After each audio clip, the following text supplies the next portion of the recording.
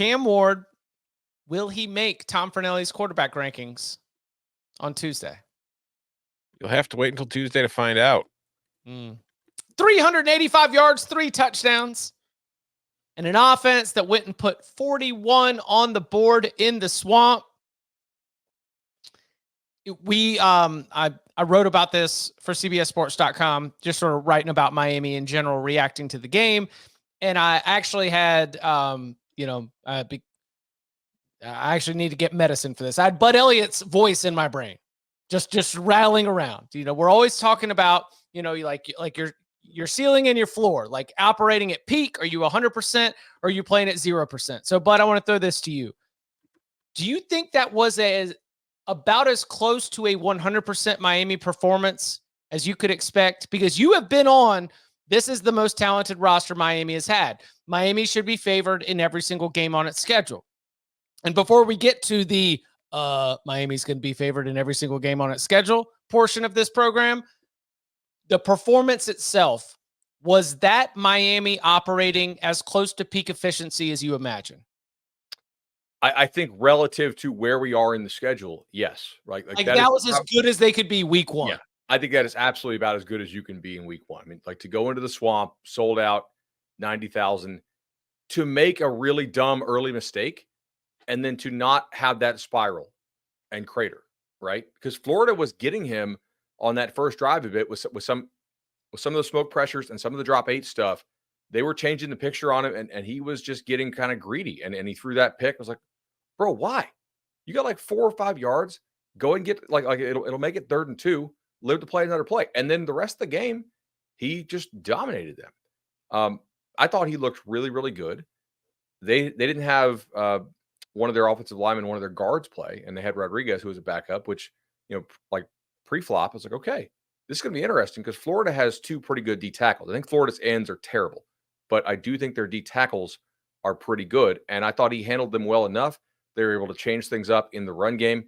He made some really big time throws. I was impressed.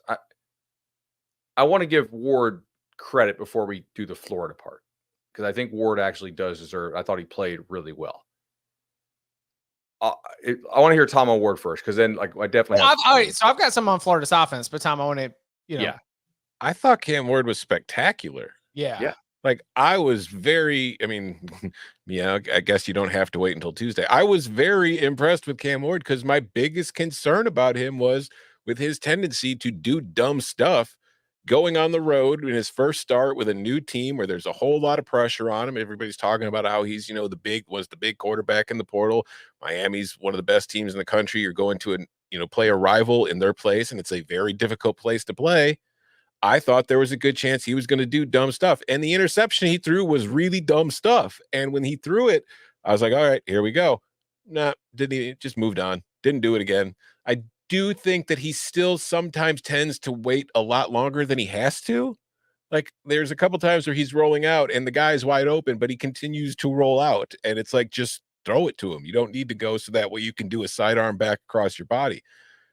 But the guy was so wide open. Who cares? To go sidearm against your body, he's not going to get picked off.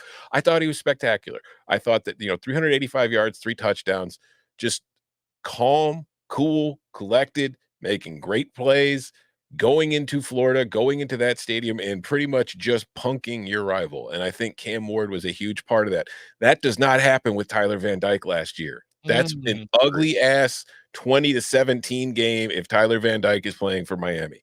With Cam Ward, it's a 41-17 game. I mean, that was it's whatever they're paying him. It's already worth it, honestly. So one thing that Washington State people pointed out when I think even when he was in the portal and we were trying to put Cam Ward at all these different places, they said, he loves the inside receiver. And sure enough, Xavier Restrepo, who we have acknowledged as being a very, very good talent, finishes with 7 catches and more than 100 yards. That our big tight ends finish with a couple of catches. And the thing that I loved about this is that we've got some players that have been at Miami for a couple of years and haven't been able to have this kind of performance. This is the best quarterback play I mean, again, like small sample size theater. We'll see if Cam Ward decides to, duck this. It might not be repeatable, but Miami seems repeatable. And especially it seems repeatable against this schedule. It's very repeatable in terms of the quality of athlete you're going to face until like mid-October. We'll see if Florida State can improve off their opening loss. We'll see how good Louisville is. I mean, Louisville beat them last year, and you have to go to their place. And I think Louisville might be pretty good. But Florida A&M, Ball State, USF, Virginia Tech, Cal, he's going to put up some numbers for sure. You come out of the off week and you go at Louisville, and then you play Florida State, and that's the entire ACC race. That's why, and then it's just egg and a spoon the rest of the way. That's lock spot. I said if Ward stays healthy, over 9 is stealing on Miami's win total. They should be favored in all 12 games. All right, I thought the defense did a nice job of not busting coverages, by the way. Like, that has been a concern. I know it's a concern of Miami writers who I trust, and they didn't bust a lot of coverages. Now, they played back a little more. They didn't bring the crazy blitz stuff, which I thought was to their D coordinator's credit, because that guy usually brings it like crazy, and they just let their front get home more often. They basically said, Florida, you want to throw these screens? We'll come up and we'll tackle the screens effectively. Florida did not get a lot of yards after the catch. And if you can limit Florida's yards after the catch, Florida's dead in the water, because they don't have guys who win down the field. They've got a bunch of sort of yards after the catch guy. We talked about this when they took, who's the Arizona State receiver? Badger, right? Mm-hmm. Like, that's a nice get for Florida. Elijah Badger. But it's a bit duplicative of what they already have. You already have a run after catch guy. His name is Trey Wilson, and he's a better player than Badger. It's like, how are you going to incorporate all these run after catch guys who aren't really, win down the field types? So I thought Miami did a nice job of tackling the screens and played pretty good disciplined defense. So I was impressed there. The thing we need to see, though, as far as that defense goes, is were they playing disciplined and well, or did Graham Mertz just play horrible football? Like, that was 2021 Graham Mertz. That was a huge regression compared to the guy we saw last year. I mean, I didn't think he was that. I just don't think he people was around him missing. Like Florida claimed they upgraded their offensive line in the offseason. That's clearly nonsense. That was a lie. They're worse. Like Richie Leonard is better than whoever you're running out there today. Like, the right tackle stuff. 66 made a hell of a block on the long 71-yard touchdown run, but other than that, it was not much of a to write home about for that Gators offensive line. Yeah, I'm not saying that Mertz was good, but to me, he's not the main problem with the offense. Yeah. I know we need to go. We're in the Florida bad portion of things, but you mentioned Lance Guidry. Are we there yet? I thought we were in it. So just Florida's been in it, and Florida's going to be in it for a while, buddy. There is that advantage because I thought Tyler Barron had a good game, and Ruben Bain didn't even play for a lot of this game. Mm-hmm. They have that advantage of they roll out that 3 defensive line. I mean, this is totally unfair, but wasn't that the old Giants, the NASCAR package? Do you remember that? The New York Giants had the NASCAR package where you just kicked. Who was the guy that blew his fingers off with the firework? It was him, and then Jason Pierre-Paul. Yeah, and then a couple other guys. Osi Umenora, and then Strahan was Strahan was still in the league at that point. He was okay. But so they kind of have that version of a NASCAR package. Maybe we'll call it the F1 package because it's Miami. And they just have, but they stand up and they kind of linger around. And Florida's offensive line did not handle it well, for sure. And Graham Mertz did not handle it well. So, little bit of cup A, little bit of cup B on that one. But I found Florida's offense to be remarkably unremarkable.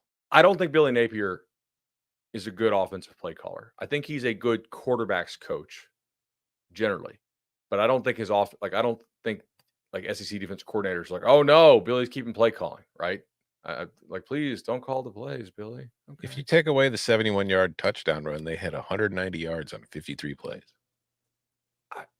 Got their ass beat at home. Yeah.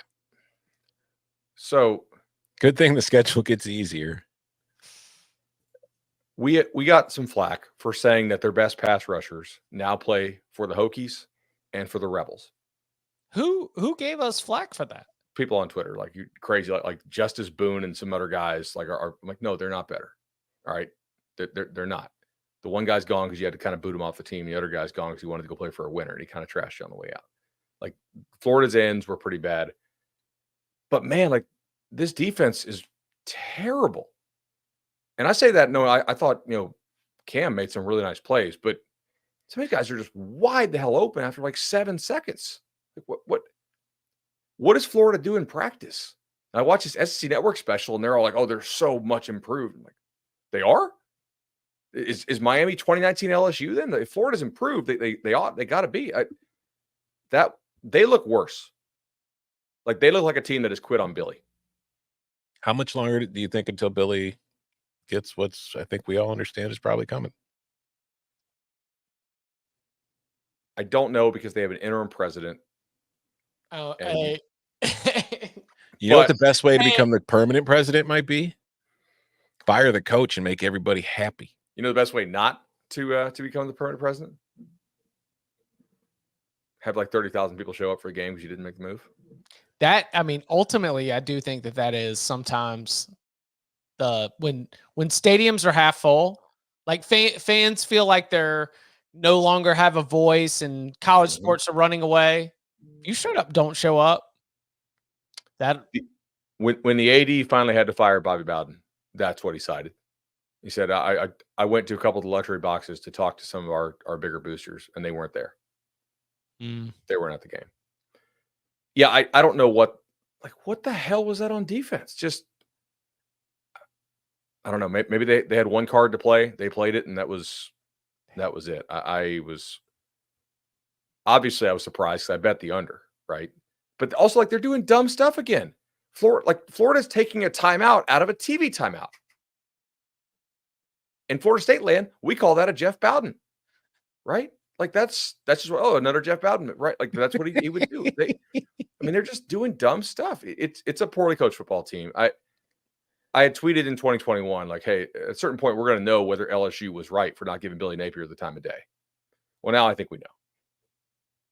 There was a comment. I just tried to scroll through it. I apologize, but somebody in the CBS Sports college football workroom pointed out that with the interim president meeting with Billy Napier on the field after the game, it was really important to do it for this one. So then you don't send off everybody's alarms when you do it in the next one and the next one and the next one and the next one. You start and establish the standard of I'm meeting with you now, just to we won't throw them off the scent, when we continue to come back again. Shout out to Matt Berry for tweeting about how stupid Florida was to fire Dan Mullen just so Dan Mullen. That's his golf partner. That's what I'm saying. He was like, hey, you want me to tweet? Like, Barry's probably texting, like, are you going to say anything? And he's like, no, but if you tweet it, I'll retweet it. That actually probably is exactly how that happened. Yes.